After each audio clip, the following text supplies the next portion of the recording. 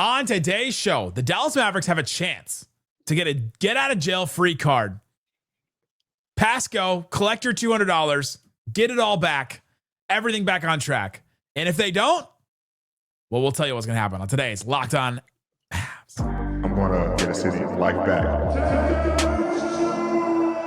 Dogs, all of us, all five. You are Locked On Mavs. Great, Rusty. Your daily Dallas Mavericks podcast. No one's dying. Part of the Locked On Podcast Network. Still can't leave me alone. Your team every day. Gotta be born with the dog blood. And welcome. You're locked on to the Dallas Mavericks, your team every day. My name is Nick Angstadt, media member covering the Dallas Mavericks for 10 years. Thanks for being an everydayer, making Locked On Mavs your first listen. This episode is brought to you by Monarch Money. Take control of your finances with Monarch Money. Use the code LOCKEDONNBA at monarchmoney.com for 50% off your first year. And join me, as always, my co-host, media member covering the Dallas Mavericks for 10 years, the lottery lunatic, the one more thing king. What you got for me, Isaac Harris? I'm so ready for this NBA draft lottery. I don't know why I'm so excited for it. You love the draft. I love drafts in general, but I'm a weird watch the third day of the NFL draft. I don't know why. There's just something about it. But I literally told my wife tonight, I was like, hey, Barb, I'm gonna leave work a little early. Gotta make sure I'm home for the lottery.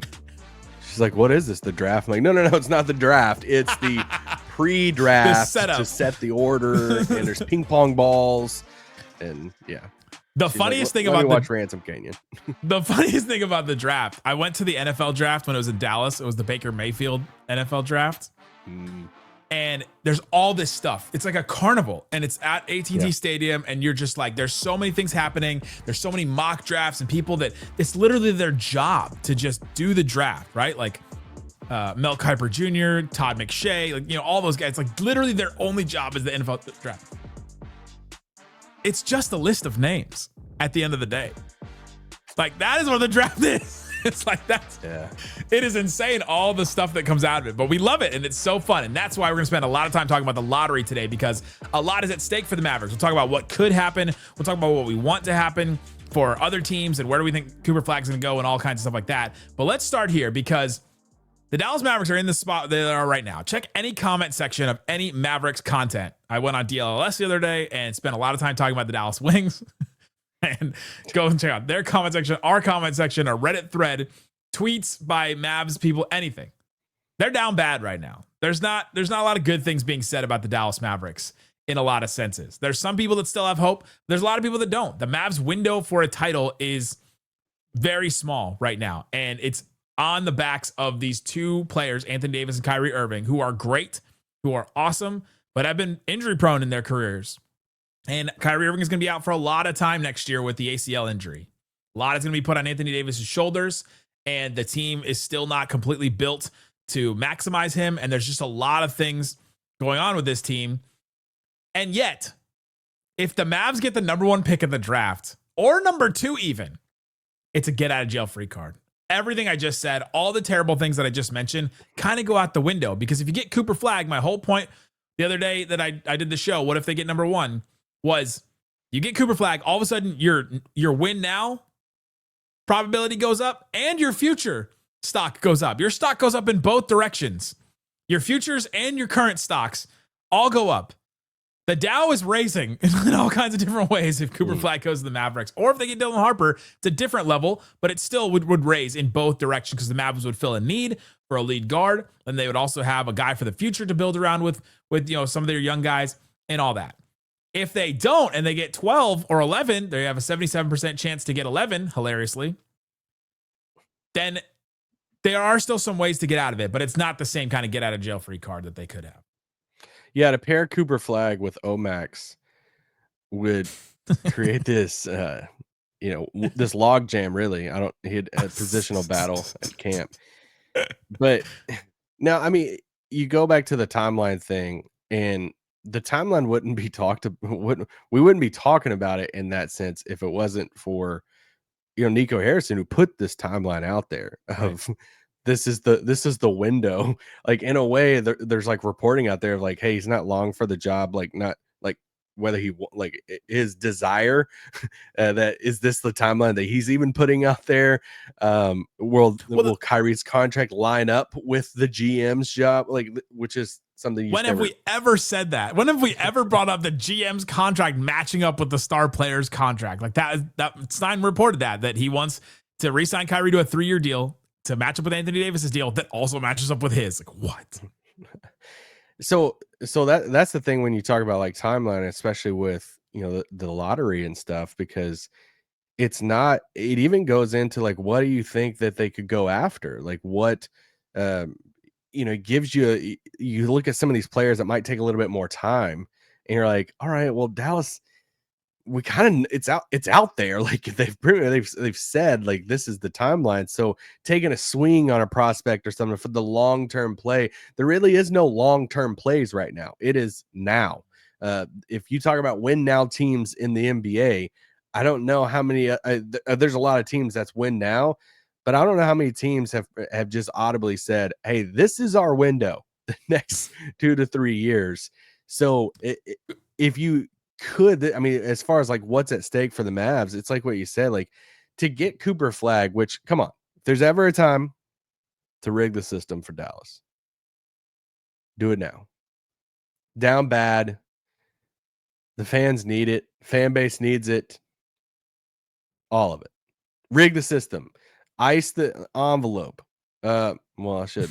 The ping pong balls. Weight the ping pong balls. Yeah, there you go. But it would just change so much. It would change so much for the fan base. It would help them win now because you bring Cooper Flagg in. He can play alongside AD, Kyrie, and these guys. But it's also, you have your cornerstone for the future. I have an idea for Adam Silver. Weigh it down with like a lead paint or like something like that. Weigh the ping pong balls down. Just like spray them so that there's like a coating on the outside, like a lead coating, so that it just drops. If if they landed the number 1 pick on Monday night, does that increase or decrease the odds of Nico Harrison getting let go? Oh, decrease. That's what I'm saying. It's an decrease. I think it's the opposite. It increases that they let him go, because then there's like a pathway of like, oh, we don't need to follow this timeline anymore. Like, oh, then they just punt on Nico's timeline and punt this on is that. This is our guy. Like, see, we're restarting the superstar timeline. You're thinking like an owner who sees this basketball thing long term and can see like how to transition from one period to another and knows that you should transition from one period to another. You can't do the 2 timelines thing like the Warriors did. I don't know that this owner knows the difference between that, right? We have lots of history. Ball. Dude, have you seen Shaq work out? I have. It's scary. It's Mamba mentality. It's a scary thing to witness.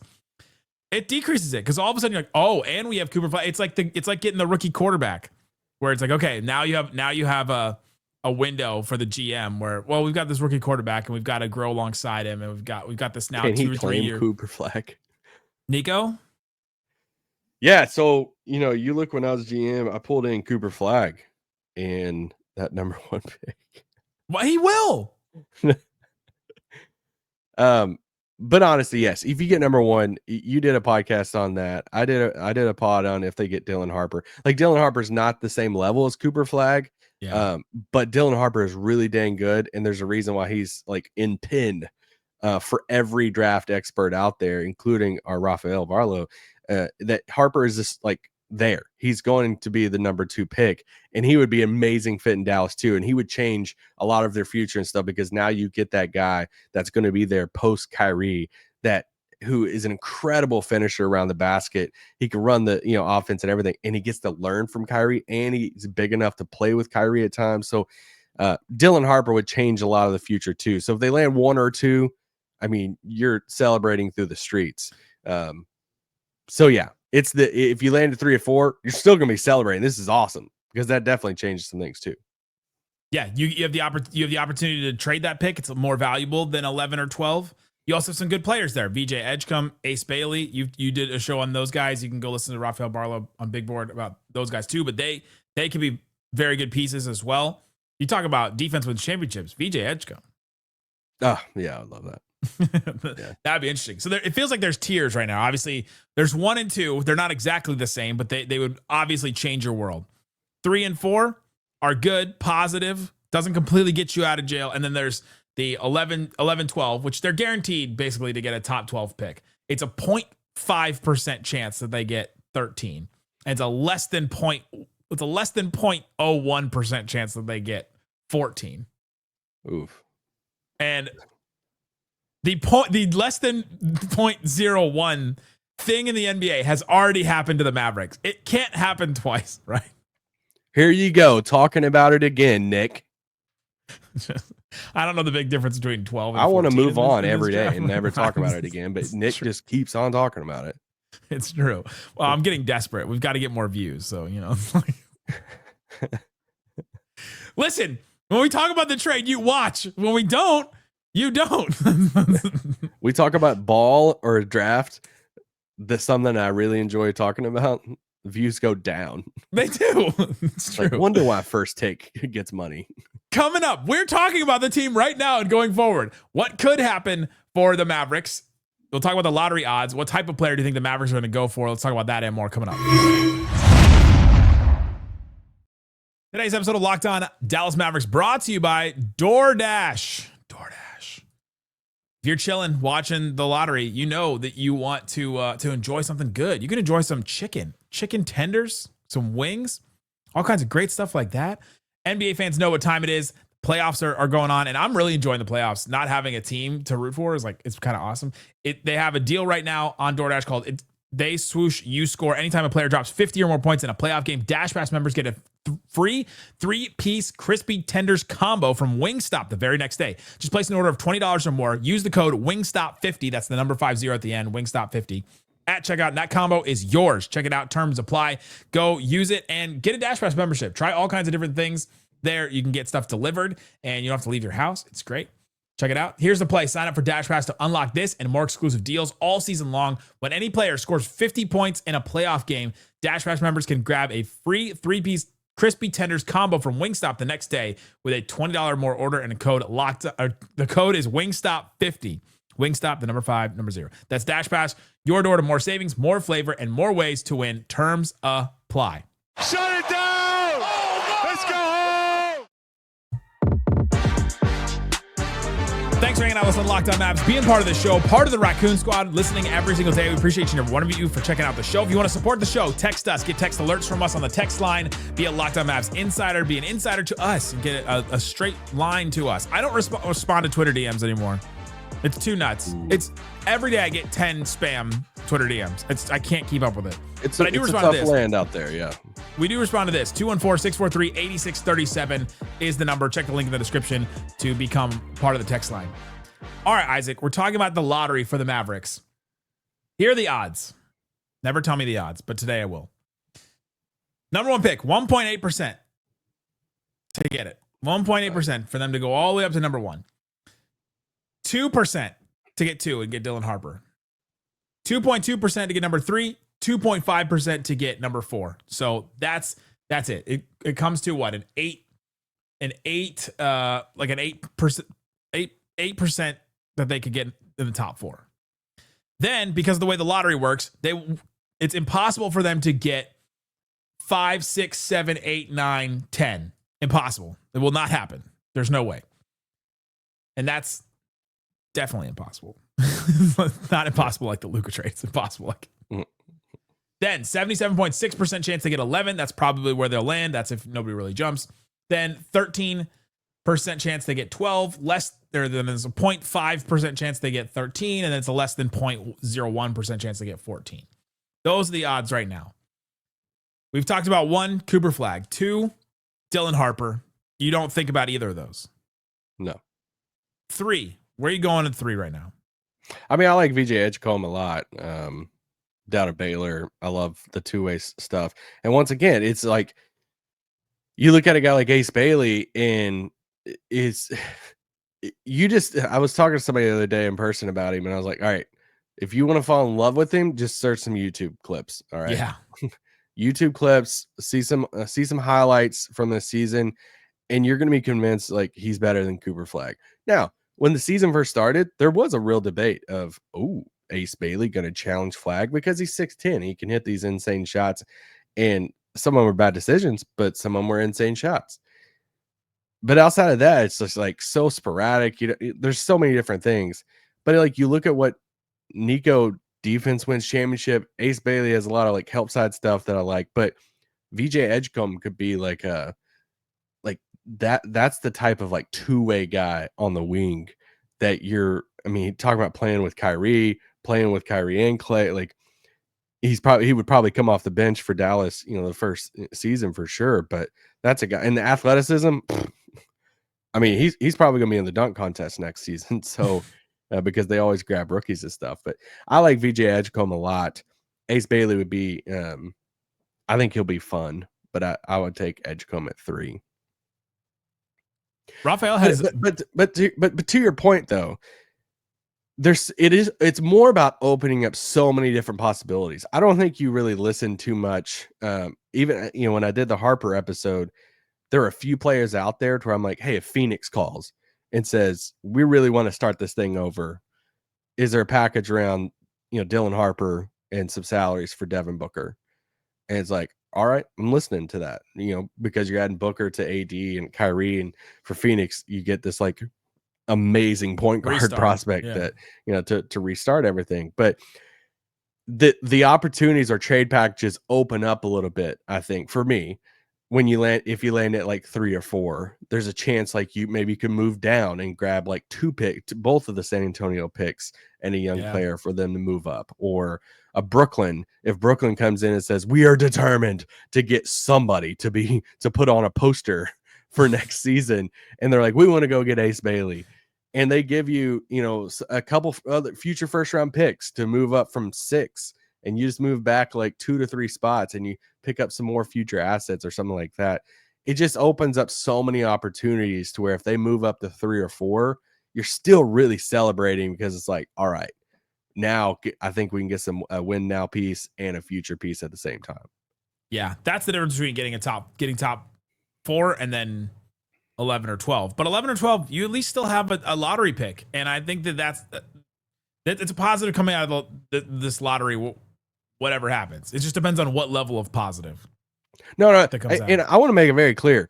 They landed. I've been like at the end of the season, I was like, lose out, okay? Because I like players in this 9, 10, 11, 12 range. There's a lot of players through there that I really like, that I think Dallas would like, that I think would play and be a part of the rotation next year. Like Trey Johnson's all over like draft boards right now. I think Raphael has him at 5. But you look at some other mocks and stuff some people have it at 9 or 10. He is the type of guy that Nico Harrison would like love to draft, and they need a bucket getter, just all the stuff, Texas roots, like all this, from college and all the stuff. Okay. But if he doesn't fall, the Jeremiah Fears of the world, that you start looking at backcourt stuff, and Fears, Raphael loves Jeremiah Fears. He's got him at 4. Yeah, which is amazing, and it's like he's rising up depending on like who you talk to on some things. There's some other defenders through there. I don't know what to think of Murray Boyles yet. I gotta dive more into him, but there's just a lot of different like defensive stuff, two-way guys in that range that if Dallas landed there, you're getting a player. I'm really confident that you can get a player that's going to be in the rotation stuff. And reminder, this is where they got Derek Lively, was around that exact same range. So you can get a really good impact player. And we were singing Nico's praises the night of that draft because he traded, he traded down, got another pick, 2 spots. Got the guy, got Derek Lively, and then went and got your boy Omax with an extra pick and got off of Rashawn Holmes' contract. It was like a masterclass from Nico. It was absolutely awesome. And so just because Nico made one insane trade doesn't mean that everything else that he does will be terrible now, right? Like, I think there can be some hope that, that it can go well and that a good decision will be made on here. And I also think I think you're right that there's a lot of really good lead guard type players. If the Mavs are stuck on that and they're like, all right, our only way to get a good lead guard or just a guard in general to add to this team is through the draft, there is lots of opportunities. You just mentioned them. Dylan Harper, number 1. Then you have Jeremiah Fears. You have a couple other names you mentioned. Trey Johnson is a bucket getter. There's a bunch of different guards. Traore, the guard Traore. I guess you could put Con Knipple in there too, kind of in a way. A wing. He's like the safest pick in the world. Yeah.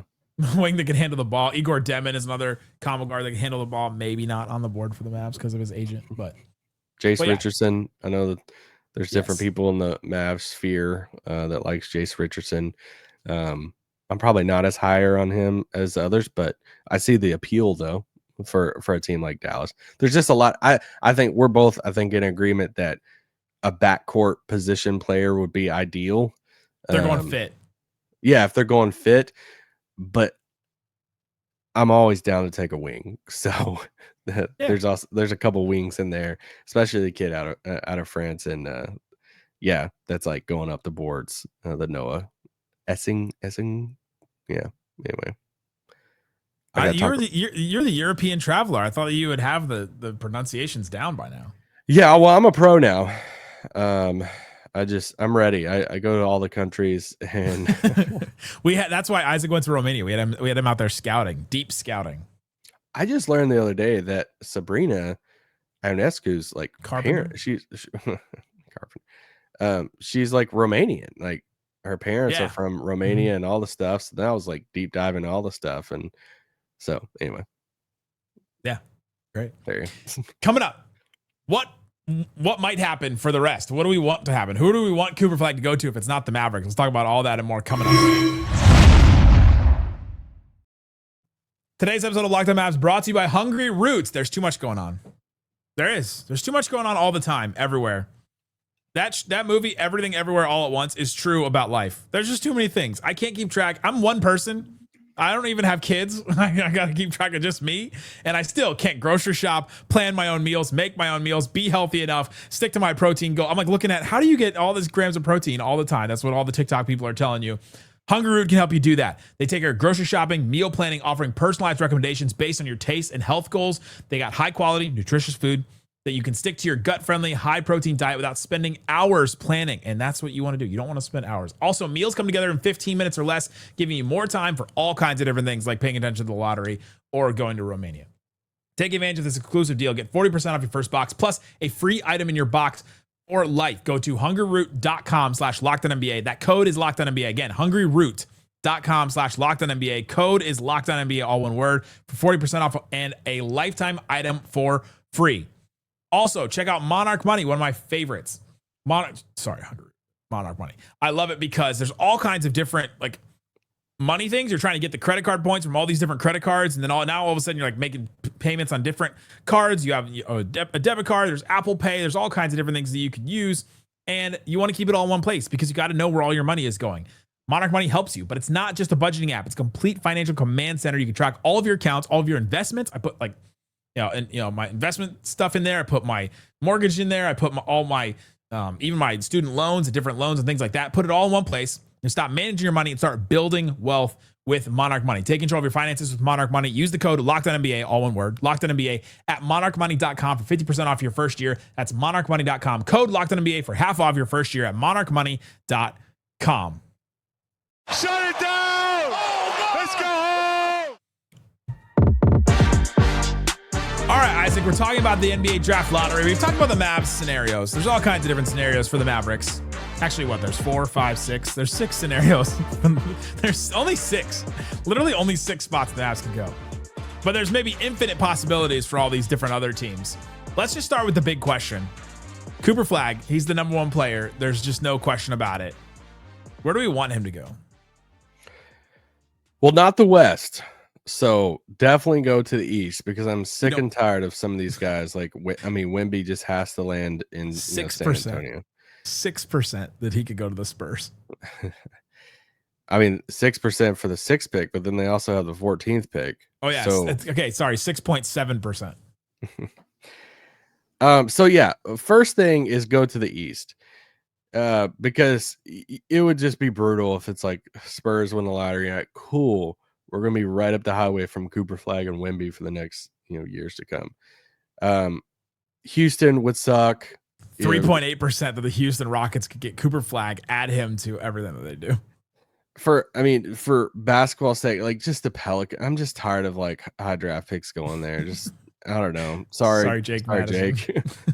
If it's the Jazz, if there's a West team to go to, I mean, it feels like the writing's on the wall for him to go to Jazz. But in That'd the be all East, white. just go to the East. And this might be an unpopular pick here, but I kind of want him to go to Philly. No, stop. That's the same thing as the Pelicans. No, That's the same thing. How is that different than him going to the Pelicans? You think Philly is the same market than New Orleans? And not the same market, but it's like they've got another number one pick again. They've got all these injuries. They've built these teams terribly over and over again. We're like, okay, here we go with this Philly thing again. It's more of like, I want Philly to be good again in the East and to have, I feel like it gives them a full excuse to move on from Embiid at that point.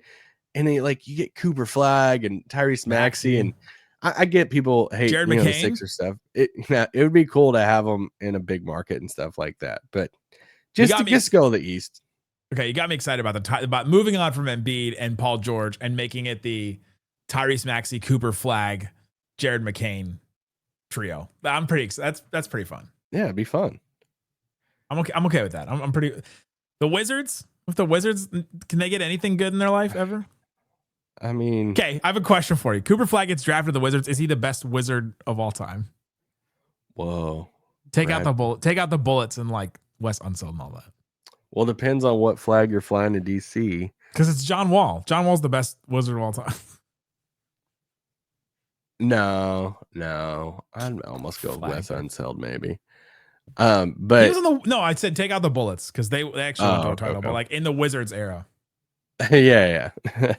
Paul Pierce erasure. I mean, he called game.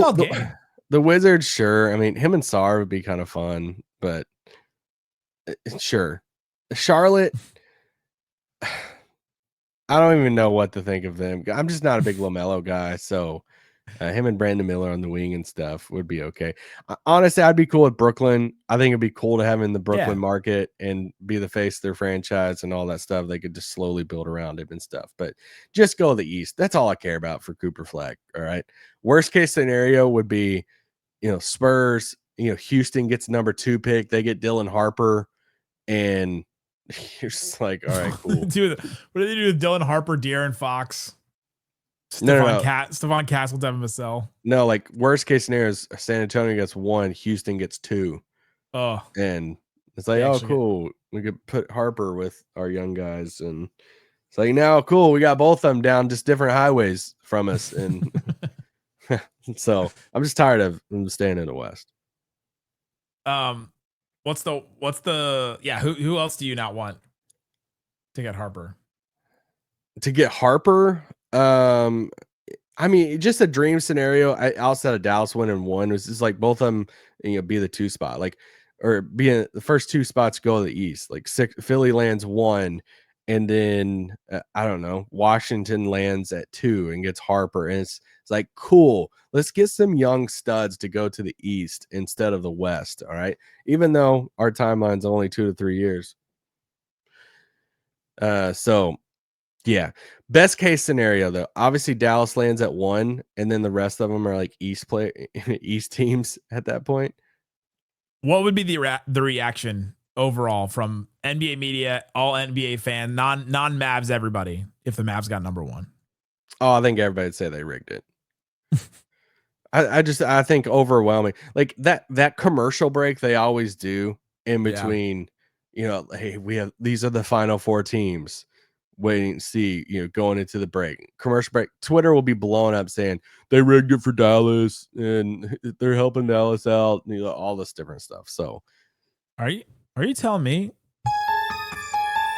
the conspiracies would be true? Ooh, the conspiracies would be true if the Mavs got the number 1 pick. That was just part of it. It's like, hey, you would not be able to convince me if the Mavs got the number 1 pick. You would not be able to convince me that the NBA didn't make the Mavs make them do that trade to fix the rating. There was some secret. There was a different meeting. Ascension was with Rob, but what Rob Pelinka didn't know was Nico was at La La Land earlier with Adam, and Adam was like, "Hey, if you trade Luka to the Lakers, we will give you Cooper Flagg. He's like, all right. Adam Silver sitting there with that dumb yellow cup. He's like, I've already had my espresso. What am I supposed to have with Rob? He's like, just get a water. It's fine.